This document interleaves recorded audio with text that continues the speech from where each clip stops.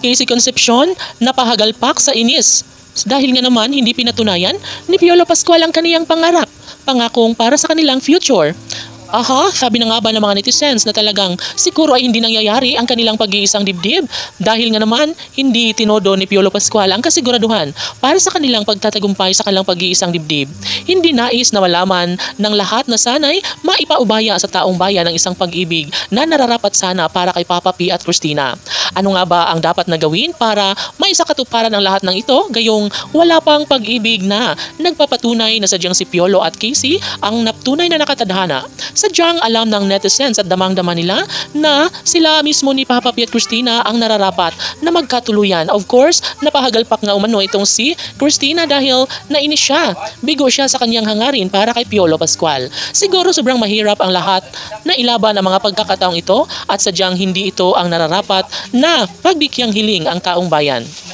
Sadyang wala nang maibibigay pa si Casey Concepcion kundi ang kagustuhan niyang ilaban at ituloy ang kanyang pag-ibig kay Piolo Pascual dahil ito lamang ang lalaking kanyang iniibig, tunay na minamahal at nakapagbibigay kaligayahan sa puso ng nag-iisang Piolo at Casey. Siyempre, nararamdaman ng taong bayan na kahit ano pa ang mangyayari ay hindi hahayaan ni Piolo Pascual na mawalang saysay lamang ang lahat. Ibig sabihin na sadyang patutunayan at ilalaban ni Piolo Pascual ang lahat ng ito at sadyang ibubunyag ang katotohanan kung mayroon pa nga bang pakialam hanggang ngayon si Piolo Pascual sa kanyang tunay na pagmamahal para kay Casey Concepcion. Tanong ng mga netizens, may pagkakataon pa kaya na maibigay ang 100% sa kanilang pagmamahalan ni Piolo at Casey? Talaga nga bang magtatagumpay si Piolo Pascual at Casey Concepcion sa kanilang pangarap na mabuo ang sariling pamilya na kanilang hinahangad noon pa man? Well, talagang mangyayari ang lahat at nais lamang ng taong bayan na magkakulay na at magtagumpay si Papa P sa kanyang pangarap kay Christina dahil ito lamang ang makapagbibigay kaligayahan sa kanilang mga puso. Hindi ito ang paraan para iwatak-watak at pagkawalang hanggan pagmamahalan dahil sadyang ito lamang ang isa sa pinakamagandang paraan para mas lumigaya at mapagpatibay ang relasyong inaabangan ng lahat.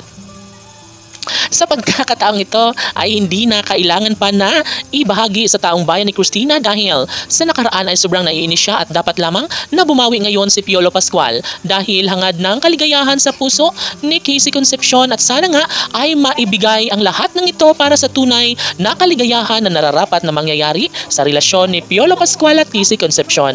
Sana'y ito na nga ang tamang pagkakataon para maibigay ni Piolo at Casey ang pag-asa para sa kanilang relasyon. KCPG Fanatics, laban!